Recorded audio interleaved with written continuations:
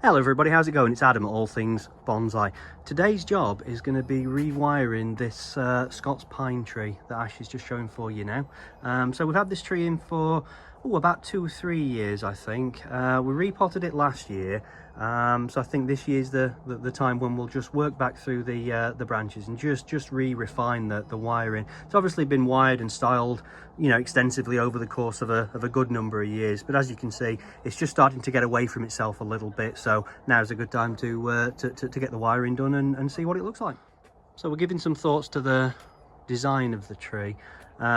Looking at the tree from the beginning, look, what we've got then is we've got a single branch coming out just at this stage here, and then it comes up and everything else comes from this central point here. Can you see? So there's a branch going to the left, a branch going to the right, and then it moves up just a touch further, and then we're into the main crown from there. So what we've got is a limited number of branches actually coming off the main trunk, and then everything splits from those small number of branches. So particularly this top section here, everything sort of emerges from this point. So what we've got then, if you think about it, is we've got multiple layers of branches that are coming from these points here. Do you see? So this one runs to the back, there's an extension one running down here, and there's this one here. But what we've got now is that this become just one sort of central mass, so there's not much definition there. What I'm hoping we can do is get multiple separate small branches within this area here and just refine the image back from there. So I was wondering about this branch here. I'm just thinking, does it really work to the rest of the tree? And because of how low down it is already, even if we pulled that down. Yeah. Now, if you're watching this and you don't have a great deal of experience about wiring, then the way we like to approach it is to start from the bottom and work our way gradually up to the top. The reason being that once we've made some drops and we've moved some stuff about, it'll then give us scope to move up to the next set of branches and then drop those down to fill the space. So what Ash is doing is, at the moment, is he's just getting some wires on the lowest branches without moving them or manipulating them at all at this stage, just so we can get the wires and then we can see what we're doing. Ash has just mentioned about directional wiring. I just wanted to briefly talk about what that is. Yeah, it's basically when you want to have a think, really, when you're wiring, where you want this branch to end up. So we're going to pull this up and we want it to tuck in, so we want to bring it back inwards towards ourselves. Right. So what we're saying is, obviously, if I coiled the wire clockwise, by the time you finish, you always want your wire to tuck underneath in the direction that you want the branch to bend. Right, okay. Because if I wrapped it clockwise and it tucked underneath the branch and then bent it the opposite way, it would slacken up your wire. So the question is then which way you want to bend it, and you roll the wire in that direction, essentially. Yeah. Right, yeah, okay. Basically, yeah. Okay. Now, Scots pines are a native evergreen tree which grows fairly slowly, and with a lot of the pines we tend to do just one major operation per year. So one year we might repot it, the next year we would style it, rather than do too much in one go. Just wanted to quickly show you this bit, so we've taken a little break from the time lapse. Now there's quite a lot of needles on this little shoot in here. Can you see them here? Now what I can do is I can remove some of the needles along the little branch here, just to enable me to be able to get my wires on a little bit more easily. So that's an okay thing to do, because I'm only taking off sort of older needles from previous years. I'm not taking any needles off from this year critically. Now, when we remove needles from a branch, we're reducing the amount of energy that the particular branch has. So we would tend to remove more needles from the top of the tree and also from the side. But having said that, this tree is very, very energetic, so we can afford to take quite a few off. Right, let's just have a little review of what we've done. As I've been wiring, I've moved my side into position, whereas Ash's one over here, he hasn't. He's just put the wires on, but he's left everything in place. So let's just have a little think about what we've done. So stuff's been brought back down and just lifted up very slightly at the ends. I've just got to get that one just to pick up a little bit just at the tips here. Maybe this one as well, look. So I was thinking this is actually too low entirely. That is too low. So really we want to try and compress it up, and I think I want it about here.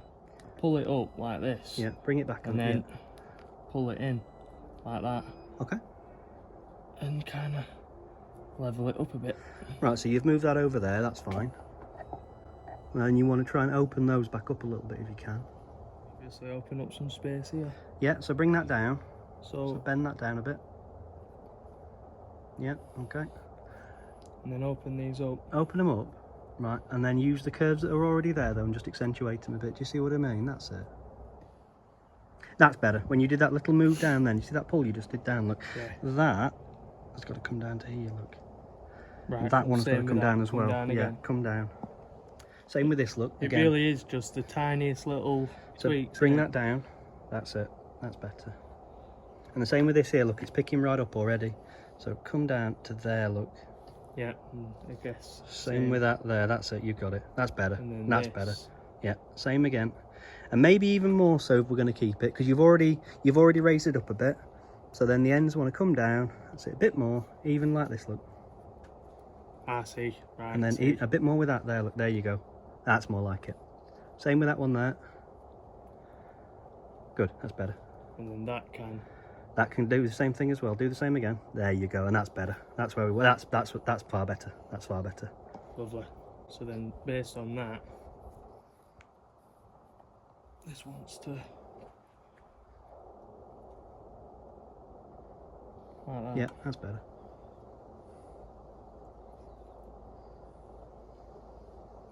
Yeah. Yeah. And it really is just a matter now, going through it. Yep. And tweaking it, you know, just little touches, and then taking a step back and having a look and just keep doing that until you are happy with your final result. So what we're doing now is we're trying to pull these down a bit further to just add layers, so that it's not just one layer. You know, we want pads as we go up the tree. That might have to go. And the reason for that? It's coming right back in on itself. Can you see? It's right on the outside of that curve, but the best I could do is that, which is never going to look right. Do you see what I mean? Going straight so up. I could get it that way, possibly, but I think it's probably not required, so that can just be nipped off and that's gone. Historically, this has been a useful part of the design, but looking at it now and the way we're building the tree, this whole thing is just kind of sat on top of the rest of the branch. It kind of comes over on itself and it fills this space here, but it's too much on top, so I think this has probably got to go. Step back. Yeah. What we're thinking is, obviously all this is one layer, but then as we go further up, all this needs to come down as well up here. But this just completely fills that space and allows no air. So we're going to come in with branch cutters and entirely take it off. And that's it. And in my opinion, I think it it looks better for it not being there. Being there now, yeah, absolutely.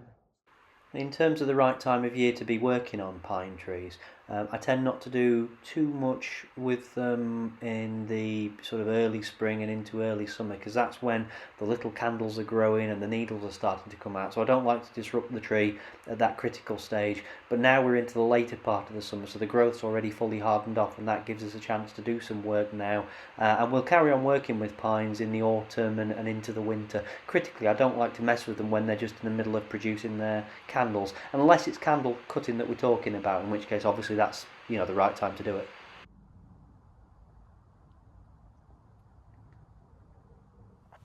So there we go, folks, job done. I think I've done all right, not too bad a job. I've done a bit more thinning on this side. I thought there was still a larger number of needles on this side, so it looked slightly unbalanced. I think the drops look okay, managed to fill the space. We've obviously got the triangle shape. As I said earlier, I think the needles are a little bit long at the moment, so my plan is to try and reduce that needle size down next year. Now the styling's been done, the repotting was completed a while ago. So thanks very much for watching. I hope you liked the video. Subscribe if you feel like it, and I will see you soon.